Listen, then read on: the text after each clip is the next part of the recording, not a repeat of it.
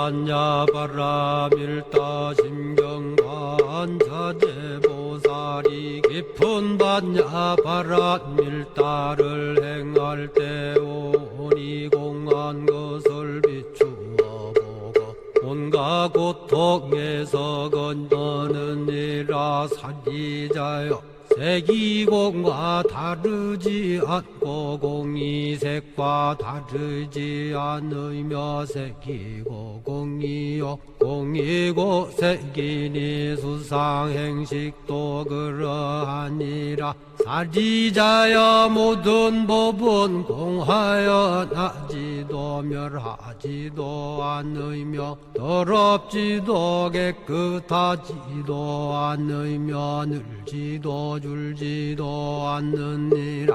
그러므로 곳 가운데는 색이 없고 수상행식도 없으며 아니비설신의도 없고 색성향 미촉법도 없으며 눈의 경계도 의식의 경계까지도 없고 무명도 무명이 다함까지도 없으며 늙고 죽음도 늙고 죽음이 다함까지도 없고 고진열도도 없으며 지혜도 듬도 없느니라.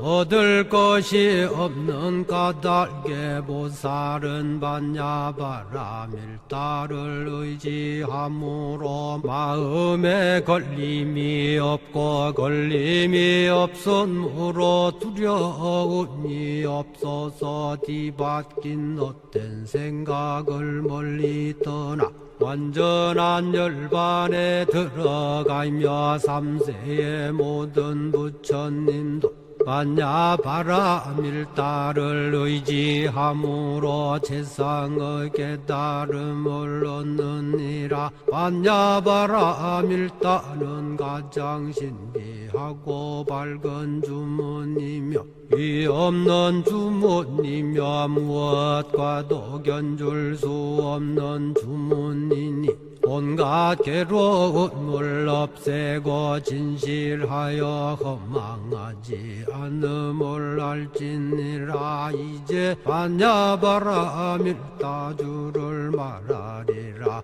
아제 아제 바라 아제 바라 승아제 모지사바 아제 아제 바라 아제 바라 승아제 모지사바 아제 아제 바라 아제 바라 승아제 모지사바.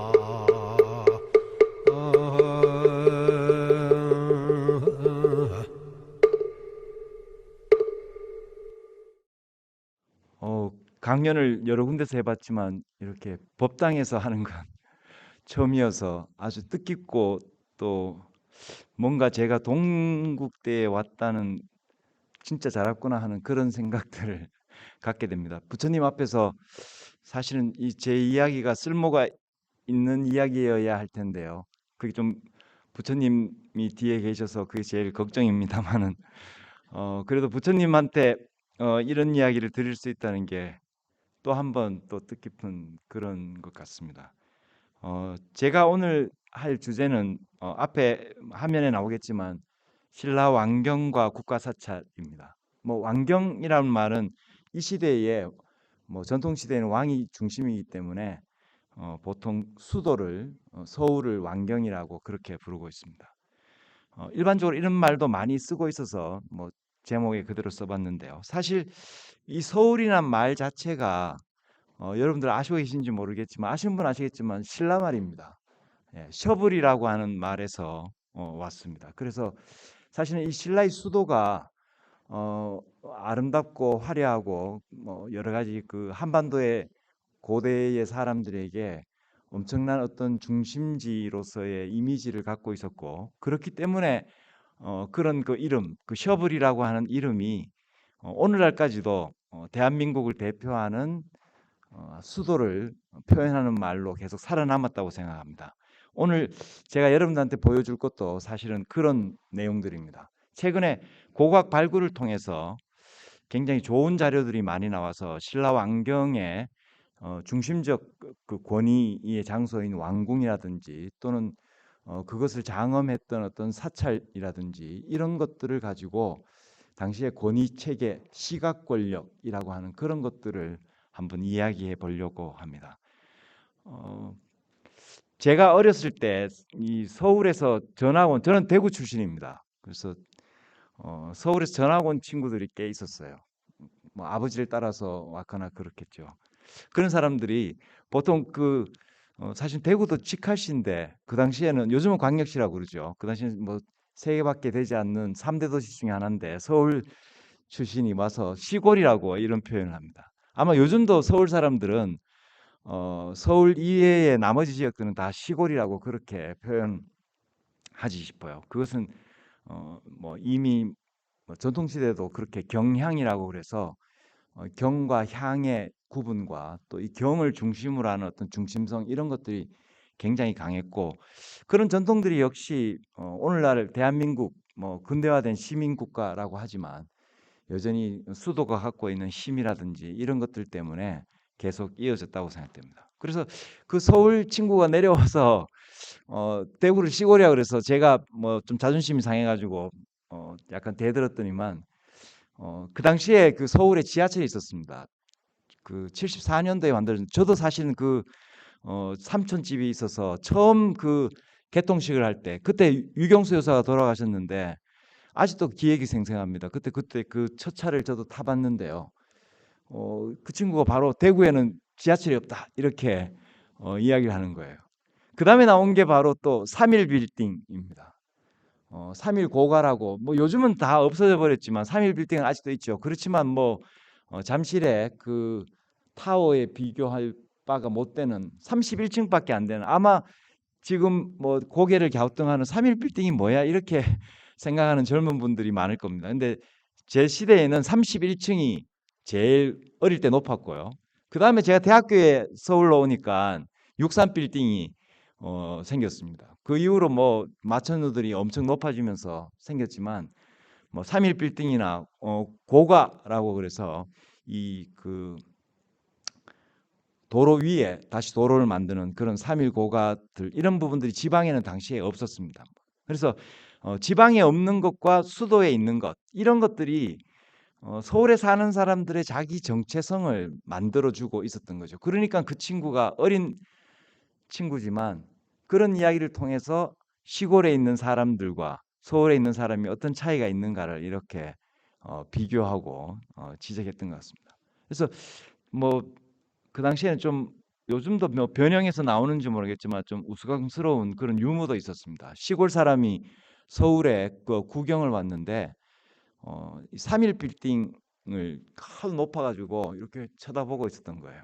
그러니까 서울 사람이 야, 너 몇 층까지 봤어? 그러면서 한 층 보는데 500원씩 내야 돼. 이렇게 이야기를 한 거예요. 그래서 시골 사람이 겁을 먹고 저 5층까지밖에 안 봤어요. 그러면서 2,500원을 줬다 하는 그런 유머가 있는데요. 뭐 사실은 뭐 이렇게 좀 슬픈 그런 느낌도 있지만 뭐 오늘날 제가 갑자기 지금 그 이야기 유머를 말하는 거는 결국 이 서울의 정체성이라고 하는 것 유머지만 그곳의 3일 빌딩과 그 높이와 시골에 없는 것 그런 것들이 결국 서울을 만들어내고 이런 부분들은 여전히 지금도 마찬가지입니다.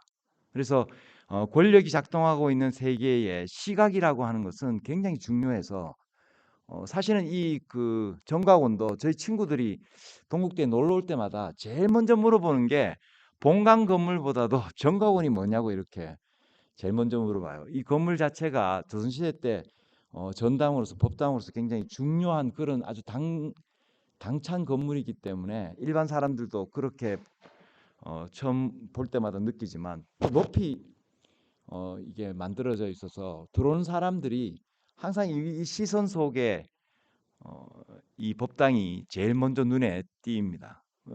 이게 바로 그 시각적 효과들인데요. 이런 시각적 효과들이 사람은 굉장히 그 시각화된 동물이기 때문에 권력자들도 항상 그런 시각적인 요소들을 이용해서 자기의 중심적 권위를 만들어내려고 하고 자기가 살고 있는 이 지배층이 살고 있는 수도를 멋지게 장엄하려고 합니다. 그래서 이제 토목과 건축이 발달하는 거고 인류 최초의 문명이라고 하는 이 중동의 그쪽 지역들의 문화들도 사실은 바로 지구라트와 피라밋이 대표하듯이 계단을 통해서 높은 곳에 올라가서 바로 그 정점에서 하늘과 만나고 일반 대중들을 내려다보는 시선들 이런 것들이 아주 옛날부터 가장 중요한 권위의 창출로서 작동하고 있었습니다.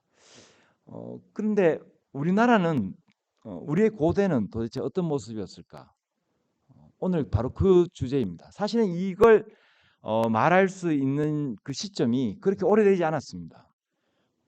사실은 이 발굴을 통해서 경주 지역의 구체적인 어떤 그런 그 상황들이 밝혀지면서 알게 된 거고요. 그 전에는 경주가 시골이었지만 저도 또 그런 말 쓰네요. 경주 사람들이 들으면 또 섭섭할 수 있겠네요.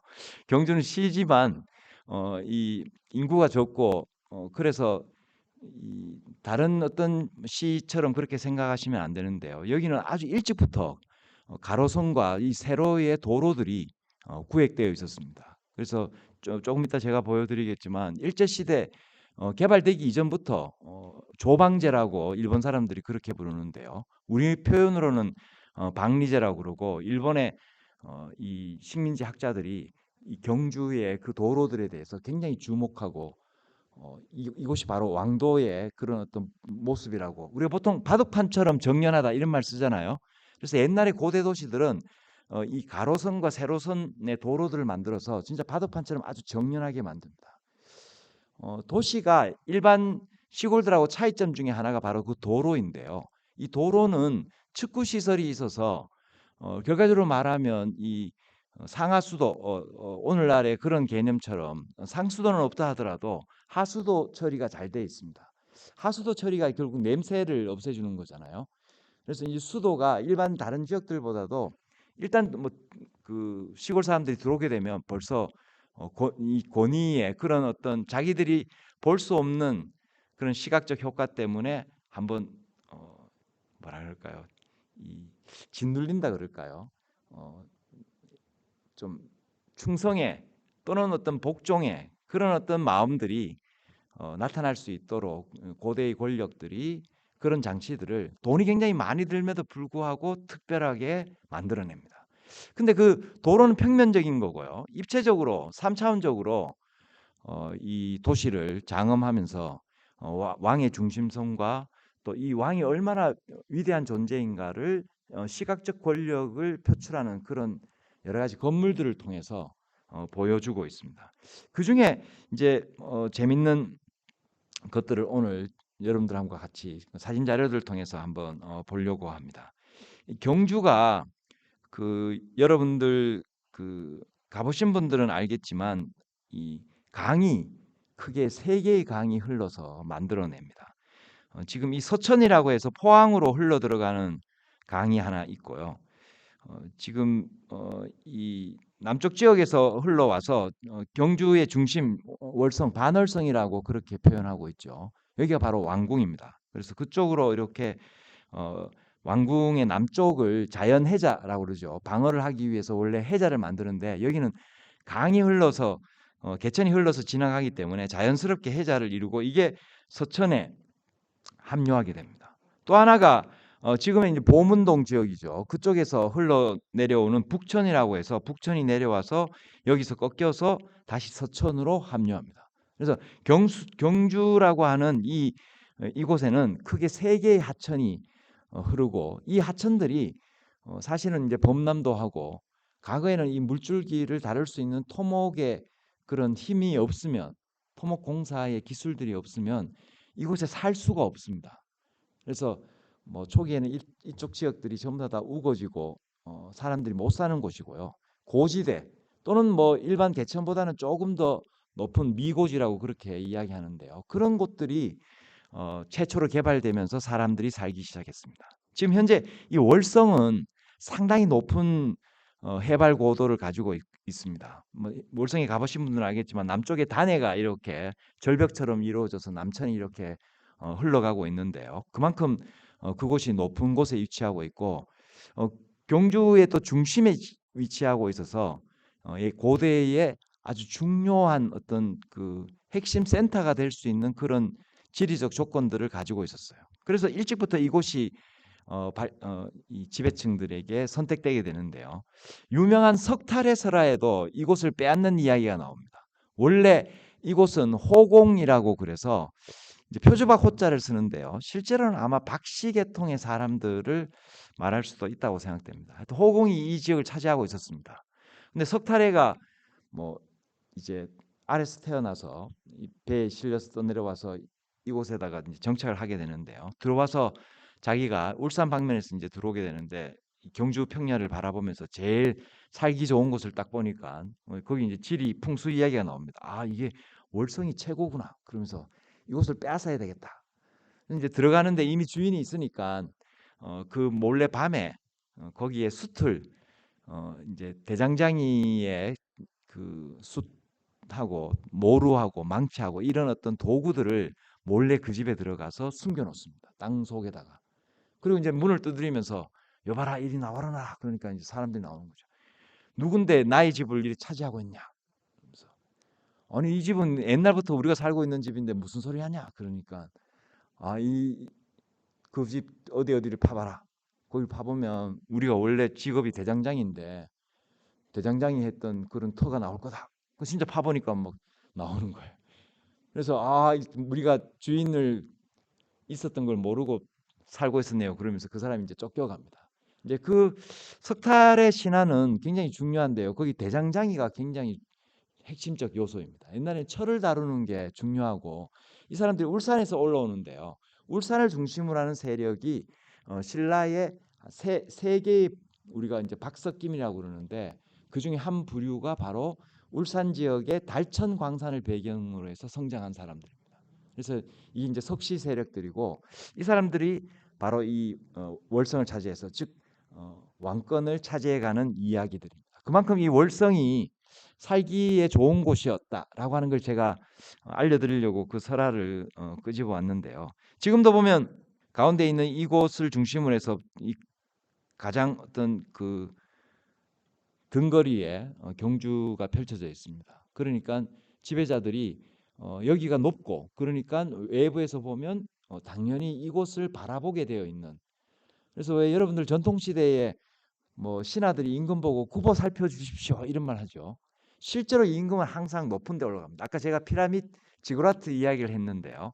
그것도 역시 계단을 만들어서 올라가고 실제로 굽어 보는 위치에 가 있기 때문에 그런데 여기는 딱 그런 어떤 위치에 있습니다. 그래서 이곳을 선택해서 발전해 갈 수 있었던 건데요.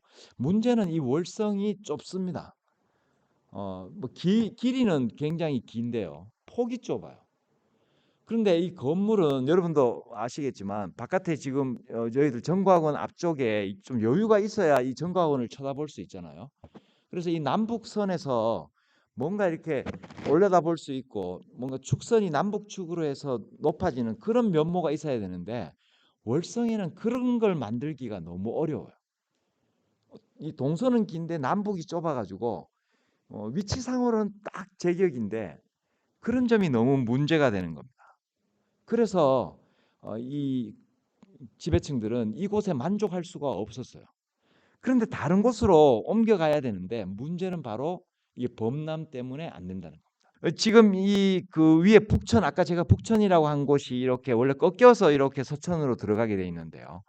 실제로는 과거에는 이 그 북천이 구유로가 있었습니다. 구유로는 꺾이지 않고 쭉 흘러서 지금의 이 그 왕릉지구 밑으로 해서 빠져서 그 경주 공고라고 하나요? 그쪽 지역으로 빠져서 서천으로 들어갑니다. 그러니까 여기가 옛날에 여러분들 들어보셨는지 모르겠지만 신라 시대 때는 분황사를 용궁북이라고 그러고요. 황룡사를 용궁남이라고 불렀어요. 용궁이라고 불렀습니다. 그만큼 물이 굉장히 많았습니다. 또 경주는 용천수가 굉장히 많아요. 용천수라고 하는 건 지하수가 흐르다가 뭔가 장애물을 만나서 물이 튀어 올라오는 곳이잖아요. 그런 것들이 굉장히 많아서 사실은 지금 왕릉이 있는 그런 곳들도 다 용천수들입니다.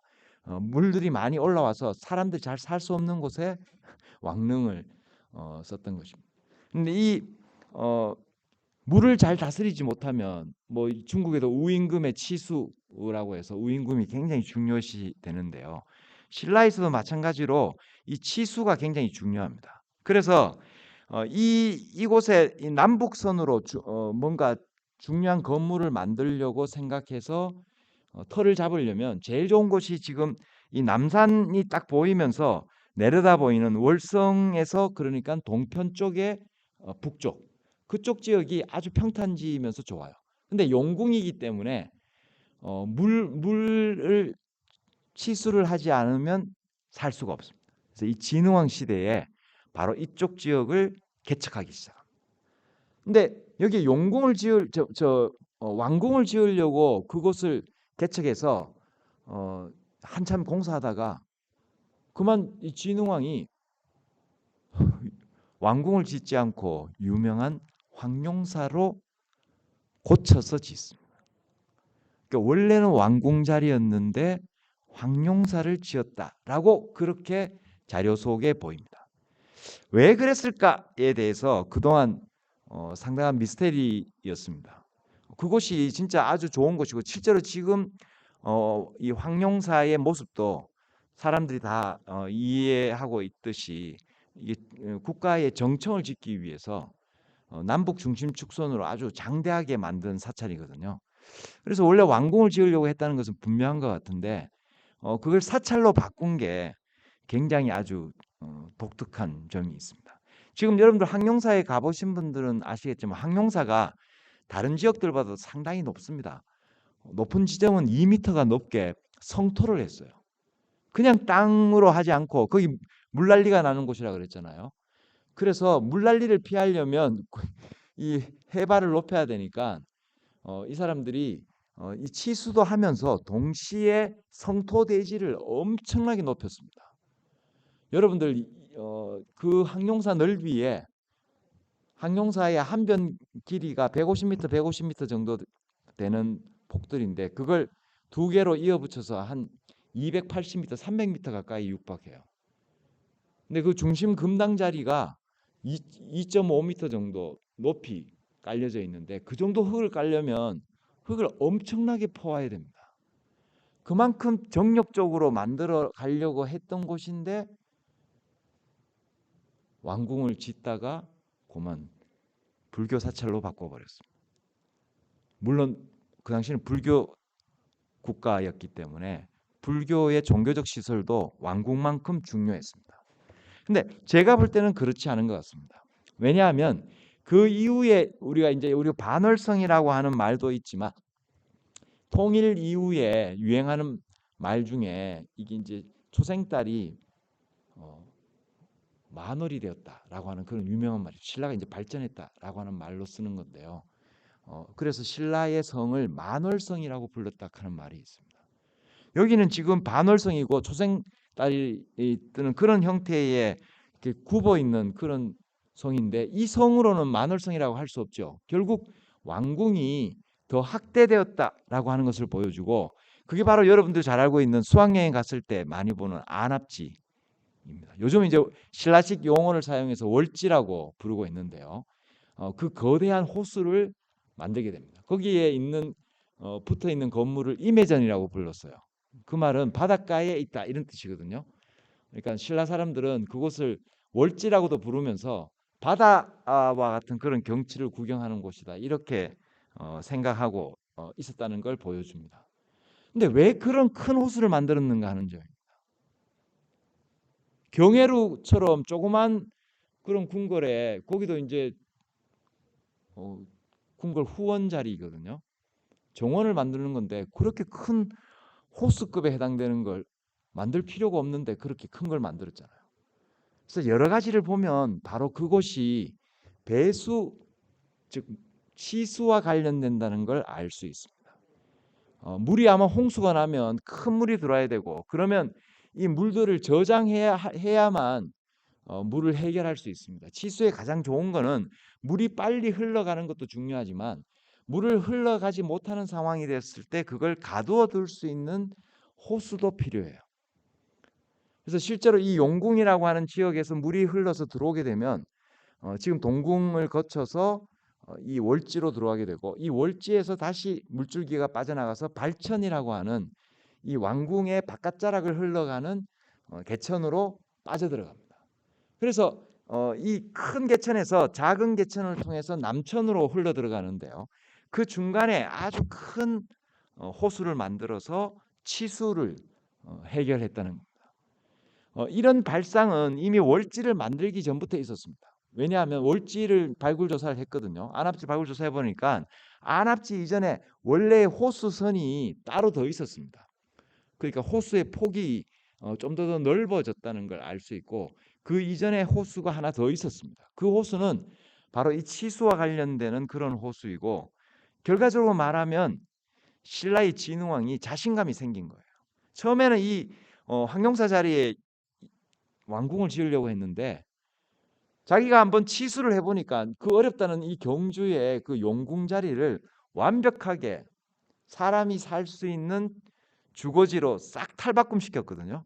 이 자신감이 결국 내 왕궁터인 월성의 북쪽으로 바로 올라가서 더 넓게, 더 멋지게, 더 쉽게 행정적으로 처리할 수 있는 공간을 만들 수 있는데 구태여 그쪽으로 더 먼 곳으로 갈 필요가 없는 거죠. 이건 행정적으로 굉장히 불편합니다. 월성에서 지금의 황룡사까지 계속 걸어가서 일을 본다는 건 아마 여러분들도 아마 지금 이 정가원에서 일을 보다가 저 멀리 사범대에 와서 사범대가 본관에 있다고 한다면 아마 여러분들이 짜증을 굉장히 많이 낼 겁니다. 근데 그거보다 거리가 훨씬 더 멀죠. 그러니까 그걸 수시로 관리들이 다녀야 되니까 그거는 왕궁 자리로는 적합하지 않는 겁니다.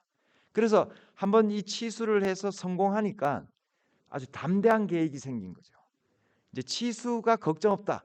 치수는 우리는 완벽하게 할 수 있다. 이런 생각으로 결국 현재의 월성의 북쪽으로, 그래서 지금 현재 월성 북쪽을 계속 발굴하고 있는데 아름다운 이 발천을 건너가는 다리도 진짜 돌로 잘 만들어져 있고요.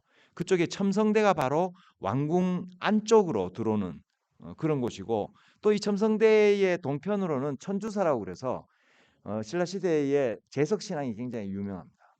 제석은 이 석가모니를 수호하는 그런 하늘 인도신을 차용해서 가지고 들어온 불교의 신인데요. 이 신이 석가족의 출신. 신라의 왕들은 그 유명한 선덕왕의 아버지가 진평왕인데 진평왕은 이름이 깨끗한 밥이에요. 정반입니다.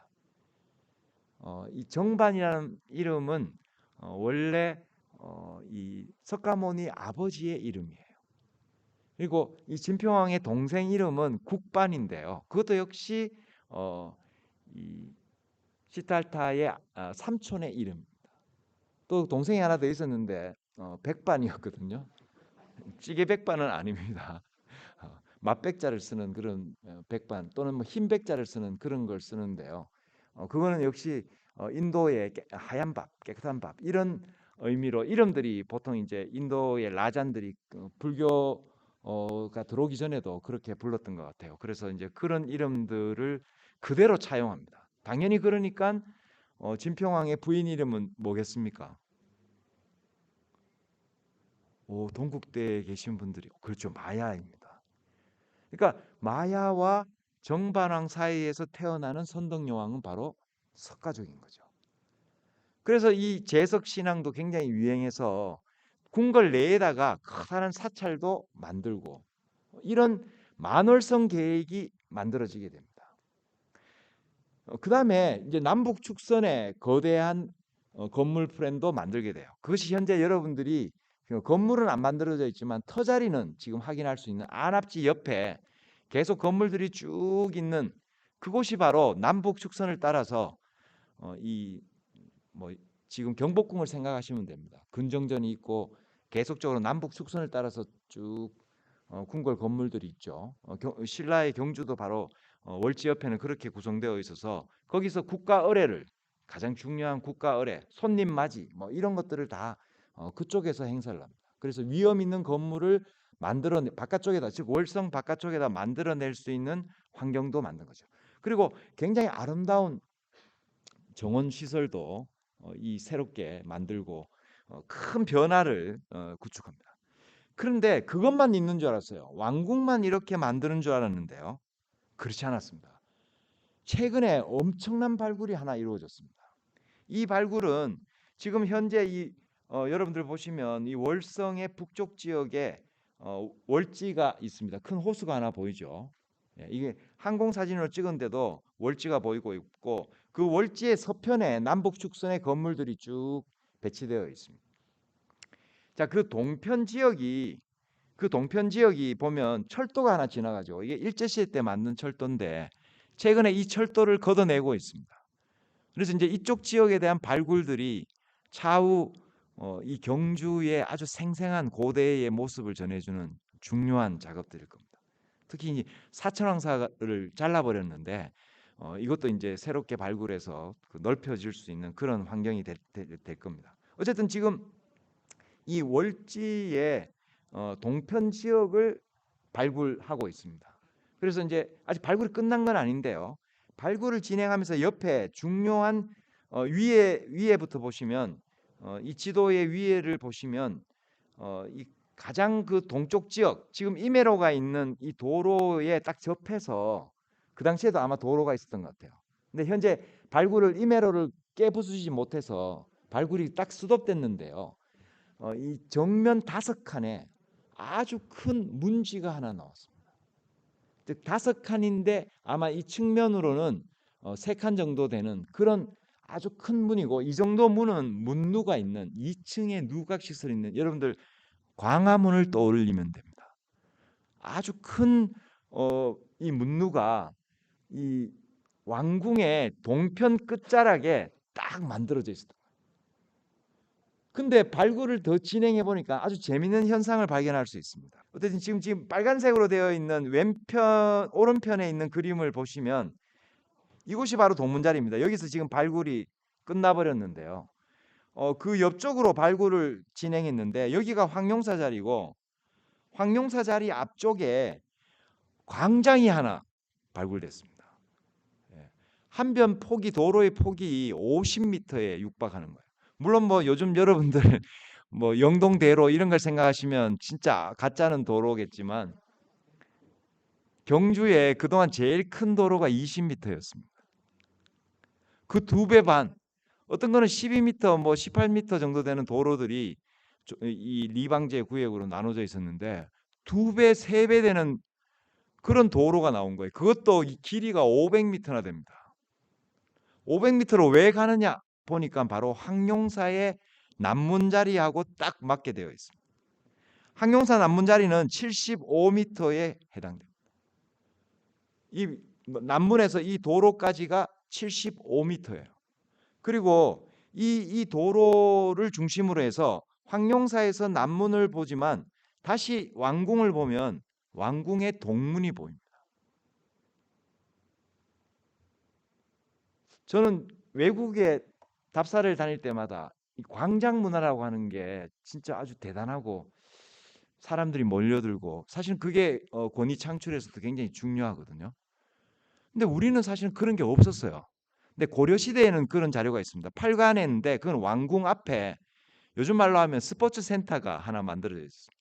당시에 격구가 아주 유명해가지고 궁궐 바로 큰 신복루라고 하는 진짜 그 높은 강화문 같은 문이 있고 그 앞쪽에 구장이 만들어져 있었어요. 그러니까 거기서 격구를 하는 곳인데 거기서 8관에도 합니다. 국가의례도 거기서 시작해요. 근데 신라는 그런 게 안 나왔거든요. 근데 딱 이게 발굴되면서 바로 우리 학자들이 바로 광장이다, 광장을 찾았다. 그래서 이제 여기를 이제 광장이라고 그렇게 부르고 있습니다. 제가 흥분해서, 여러분들은 아마 흥분 안 할 겁니다. 뭐 50m 도로에 500m 가지고 이렇게 이야기하시겠지만 굉장히 흥분합니다. 신라 사람들이, 여러분들 아까 제가 서울이 수도라고 그랬는데 신라의 서울이 또 다른 뜻이 하나 있습니다. 섭을 하면 그 당시에는 술이에요. 예, 예. 이 술이 최고다 이런 뜻입니다. 으뜸, 그러니까 셔블이 수도인 이유가 그게 으뜸, 최고 이런 뜻이기 때문에 수도가 된 거거든요. 근데 뿔도 셔블이에요.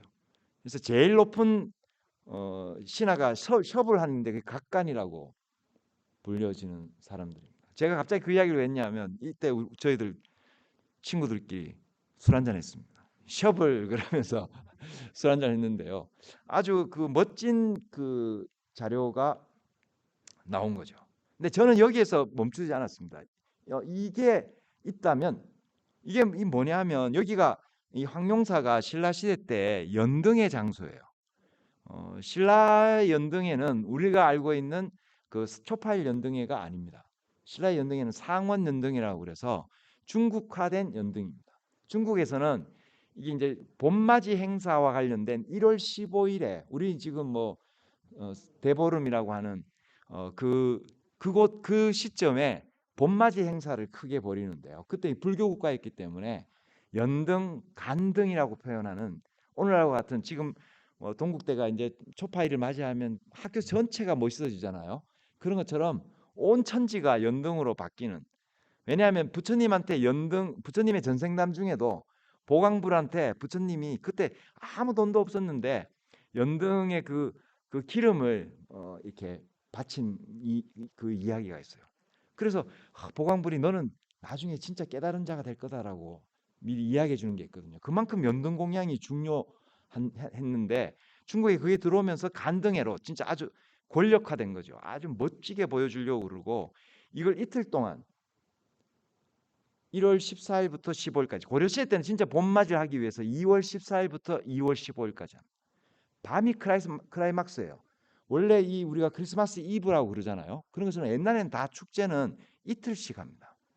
신라는 일주일간 노는 것도 있습니다. 제가 좀 이따 나중에 설명하겠지만 2월 8일부터 2월 15일까지 열반일을 기념해서 엄청나게 놉니다. 그때 청춘들이 흑륜사의 탑돌이를 통해서 미리 예고편으로 말씀드리겠습니다.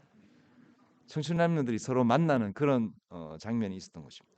그래서 제가 이걸 보고 야 이거는 결국 이거 왕과 사찰과 그것이 이곳에 온 그 대중들이 삼위일체가 되어서 결국 권력을 맛보는데 중국에서 간등회가 어떻게 시작되냐 하면 북위의 이 궁궐에 그 행상이라고 그래요. 부처님을 가마에 태웁니다. 저 춘천박물관에 가니까 아직도 그 가마가 전시돼 있더라고요. 옛날에는 부처님을 옮길 때 아주 멋진 꽃가마에다가 이렇게 태워서 옮겨요. 그래서 그걸 옮기는 걸 행상이라고 그러는데 각 사찰에 있는 부처님을 전부 다 이 장소로 모시고 와서 거기서 쭉 왕궁으로 달려가요. 그러면 왕이 그 제일 높은 물 위에 올라와서 꽃을 산화공덕을 합니다. 부처님에게 꽃을 바치는데 이때 이게 바로 축제의 계시를 알려주는 장치입니다. 그 이제 왕이 황제가 뭘 하냐 하면 내가 축제를 알려주는 거야. 나로 인해서 너희들이 놀 수 있는 거야. 축제는 원래 일탈의 장소입니다. 거기서 뭐 지배자들한테 덤벼들고 뭐 깨지고 이런 거 우리 팔간회 때도 자료가 생생합니다. 아무도 지배층들이 말하지 않습니다. 원래 일탈이 축제입니다. 축제는 그렇게 흥겹게 노는 거고 밤새워 놀아야 되는 거죠. 이곳이 바로 그런 장소입니다. 즉 불교와 관련된 근엄한 행사도 있지만 밤이 되면 또 바뀌는 거죠. 여기에는 지금과 같은 이런 뭐 크리스마스 트리 비슷하게 비단으로 그걸 이제 채붕이라고 그러는데요. 안에 불을 넣어서 비단을 돌려가지고 멋지게 이 가로수를 장식하는 그런 것도 있고요. 특히 이제 흙도 깝니다. 황토, 백토도 깔면서 도로를 장식하고 여러 가지 이제 오락들도 유희들도 베풀어지죠. 서커스들 불놀이 막 입에 불 넣었다가 뺐다가 하는 뭐 난장이들 쇼 뭐 이런 것들 높은 장대에 올라갔다가 뛰는 거 뭐 요즘 우리가 보는 것들 다 이 시기에 지배자들이 베풀어주는 형태로 사람들을 놀게 해주는 그런 장소입니다. 그런데 제가 주목한 것은 바로 이런 이 연등의 이 장소가 신라에는 더 있고 그게 진짜 더 엄청난 자료라고 하는 것을 알 수 있습니다. 제가 이제 이건 이야기했습니다. 만월성 이야기는 먼저 앞당겨서 자료를 보지도 않고 이야기했네요. 어쨌든 지금 이 바깥쪽으로 발굴을 해서 보니까 이 월성이 이렇게 넓어지고 있다라고 하는 것들을 알 수 있게 되었다라고 하는 자료입니다. 예, 그리고 이제 그걸 통해서 항용사 남쪽 광장 흥분해서 이제 뭐 순서가 앞에 있어서 이미 다 했는데 여기로 와야 됩니다. 시간도 지금 벌써 41분입니다. 사실은 오늘 학장님이 저보고 20분 하라고 그랬는데 오늘 소개해주시는 분이 50분 하라고 해서 자꾸 말을 더 넣다 보니까 시간이 많이 갔네요. 자, 근데 제가 조사를 해보니까 저는 그 황룡사에 만족하지 않고 이 왕궁의 주변이 실제로 어땠을까? 아직 발굴이 안 돼서 모르지만 실제로도 이런 광장들이 더 있었을 가능성들이 있다. 그걸 한번 찾아보고 싶어서 이 국가사찰, 이 왕궁의 동서남북 편에 있는 국가사찰의 자료들을 찾아보니까 문헌 자료에 뭐가 나오냐 하면 전대로가 나옵니다. 즉 사찰 앞에 큰 도로가 있다라고 하는 기존에는 그게 무슨 의미인지를 몰랐는데 이 고고학적 발굴을 통해서 새롭게 이 전대로라는 걸 확인하게 되고 그게 바로 재밌게도 앞서 이 그 동북 지역에 황룡사가 있다면 서북 지역에 흑룡사가 있어요. 여기 아까 탑돌이 하면서 사랑이 꼽히는 그곳입니다. 흑룡사고요. 영묘사가 있는데 여기는 화랑의 축제가 벌어지는 곳이에요. 당시에는 화랑을 국선으로 뽑아가지고 임금에게 데려가는데 임금이 살고 있던 곳이 월성의 이 그 서남 쪽입니다. 그래서 바로 이 서남편에 있는 영묘사에서 화랑을 모시고 들어가는 이야기가 진자사 쪽에 나오고 있거든요. 그래서 그걸 딱 대입해 보니까 그쪽에 유명한 동북로라고 하는 재밌는 방향성도 나오고 있습니다. 그래서 이 사천왕사는 또 유명한 동남 쪽에 배치되어 있고 이런 것들을 전부 다 찾아봤습니다.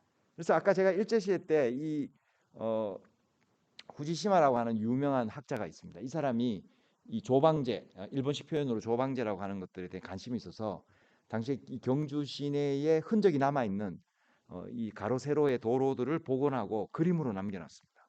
근데 그 그림들을 지금 이렇게 유심히 여러분들이 보시면 아시겠지만 이 흑륜사 자리에서 월성 자리로 도로가 직선이 아니고 이 약간 남쪽으로 이렇게 내려가고 있어요. 보이시나요? 지금 이렇게 내려가고 있습니다. 빨간선 보이시죠? 독특합니다. 위에는 다 직선인데요. 이쪽 지역만 싹 이렇게 내려가는 거예요. 근데 영묘사에도 보니까 영묘사에도 보니까 오히려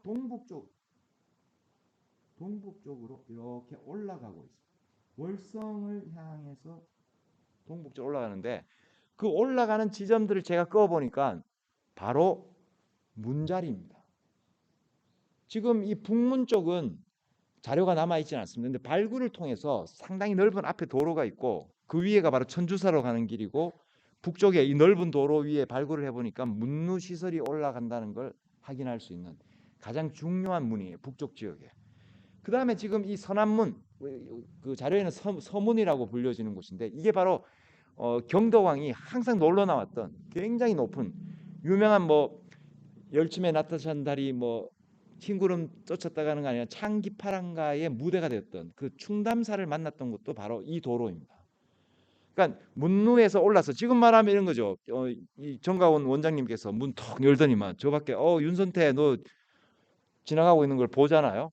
너 이리 와 이렇게 이야기하는 거와 마찬가지로 이 도로가 문루에서 바로 직선으로 되어 있어서 임금이 항상 그곳에 지나가는 사람들에게 손짓을 하고 누군가를 찾을 수 있고 만날 수 있는 소통의 장으로 되는 그런 자료들이 보이고 있습니다. 그래서 재밌게도 나머지는 다 직선 도로인데 이렇게 사찰의 앞에 있는 도로들은 궁궐을 향해서 직선으로 달리니까 결국에는 궁궐이 중앙에 있으니까 서쪽에 있는 곳은 남쪽으로 도로가 기울어져야 되고요. 남쪽에 있는 영묘사는 북쪽으로 도로가 올라갈 수밖에 없는 환경이 되는 것입니다. 항룡사는 일직선으로 되어 있지만 여건에 따라서는 즉 왕궁과 그 각 사찰들이 절묘하게 만날 수 있도록 도로가 건설되었다. 이건 뭘 상징하냐 하면 결국 왕궁을 보호하고 있는 부처님의 세계를 보여주는 것이고, 왕은 결국 그곳에서 도로를 통해서 삼라만상과 연결되고 있었던 겁니다. 그러니까 뭐 중요한 사람들을 찾을 때 그 물 위에 올라가서 이번에 내가 아주 뜻깊은 사람을 만날 수 있겠느냐, 이런 표현들을 쓰고 있는 거죠. 또 뭐 국가에 뭐 태양이 두 개 뜨는 행사 어떤 뭐 큰 이 제2의 현상이 벌어지니까 월명사, 뭐 여러분 제망매가의 유명한 사람 있죠. 그 사람은 사실은 유명한 승려가 아니었습니다. 그래서 이제 자기가 이 임금이 오라고 하니까, 도를 보고 오라고 하니까 어쩔 수 없이 왔는데, 저는 그 화랑도의 물 위에 있지 그렇게 유명한 승려가 아니다, 그러니까 관계없다 그러면서 왕이 곧 법이 되는, 그래서 그 사람이 이 유명한 그 노래를 부르죠. 그 노래의 제목이, 맞습니다. 그래서 이제 사나 선생님 때문에 더욱더 멋진 강의가 되고 있었습니다. 예, 그 도설가를 불러서 그게 이제 결국 이 도설천에 계시는 미륵과의 만남과 그 오묘한 조화들이, 화랑도들이 이 미륵 하생 신앙을 추구하는 집단이거든요. 그 미륵이 하생할 때는 이 세계가 아주 불법의 세계로 깨끗해진 다음에 내려옵니다. 근데 그걸 만드는 사람은 누가 하냐 하면 전륜성왕이에요.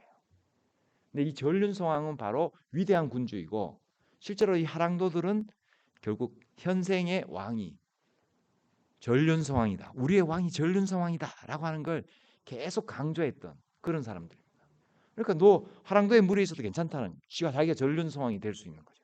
그래서 그런 과정을 통해서 국가의 제의들을, 국가 의례를 통해서 해결하는 그런 장소들이 바로 이런 도로에서 만나는 사람들이었다라고 하는 것을 알 수 있습니다. 그래서 현재에도 이 경주는 옛날에 그 도로들의 각도들을 그대로 재현하고 있습니다. 지금 제가 이그 보여주는 이 그림은 흑륜사를 보고 도로가 나 있는데, 지금 북문에서 사진을 촬영해 보니까 이런 방식으로 도로가 딱 보이는 그런 형태입니다.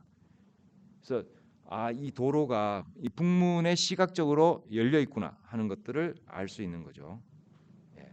그다음에 이 지금 아까 말했던 영묘사의 그 동북로, 월성의 서문하고 연결되는 그 부분들인데요. 여기는 발굴을 이미 해봤습니다.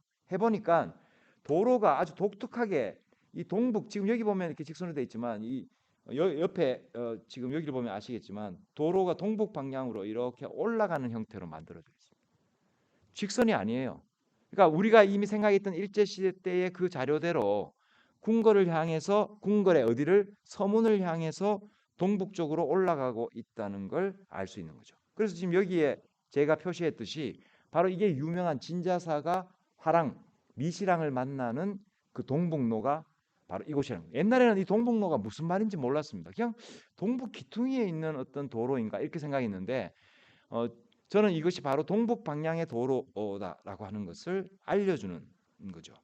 그래서 다른 쪽에 발굴이 된 것들을 보니까 여기도 전부 다 왕궁을 향해서 도로들이 만들어져 있다는 걸 알 수 있습니다. 여기도 방향이 왕궁 방향으로 도로들이 이렇게 쭉 북쪽 방향으로 올라가 있죠. 영묘사와 똑같은 방향으로 지금 올라가 있는 것들을 확인해 볼 수 있습니다. 그래서 아까 말했던 이 영묘사의 동북로에서 유명한 충담사를 만나는 이야기들, 뭐 이런 것들은 기존에는 왜 도로에서 이런 것들이 벌어지는지 그 이유를 몰랐는데요. 점차 이 황룡사가 발굴되고 제가 전체 이야기의 스토리텔링을 구성해 보니까 바로 이게 왕이 이 도로를 통해서 삼라만상을 지배하고 있다는 것을 보여주는 장치였다라는 것을 알 수 있게 되었습니다. 또 이 경도왕이 이 동쪽 지역의 제일 높은 월성의 제일 높은 곳이 청량루라고 하는 곳이 있는데, 청량루에서 남쪽을 내려다보면서 사천왕사에 있었던 이 월명사를 만나는 장면들, 앞서 제가 뭐 해가 두 개 나타나는 이야기 했잖아요. 자, 그런 것들의 장면들도 바로 그런 내용성들을 가지고 있었구나, 뭐 이런 것들을 우리가 알 수 있게 되고, 그렇게 되니까 이 월성을 중심으로 해서 부채살처럼 도로들이 만들어지면서 왕경이 만들어지고, 이건 결국 시각적으로 왕궁이 중심이다, 그곳에 살고 있는 왕이 중심이고 부처님이 우리의 위대하신 전륜 성왕, 신라왕을 수호해주고 있다라고 하는 걸 눈으로 보여주고 있다. 그래서 백성들은 결국 영원한 신라 이런 것들을 믿고 충성의 마음을 만들어내도록 유도했다고 그렇게 생각됩니다. 그래서 뭐 결론적으로 말하면 요즘 뭐 인문학 속에서 유행하고 있는 바로 이런 것들이 바로 시각적 권력, 시각 권력이라고 말할 수 있지 않을까. 신라인들이 시각 권력이란 말은 몰라도 시각이 얼마나 권력화하는 데 중요하다라고 하는 것은 알고 있었다. 그렇게 말씀드리겠습니다. 예, 제 강연이 부처님한테 시끄러운 소리가 안 되었으면 좋겠습니다. 여기 마치겠습니다. 감사합니다.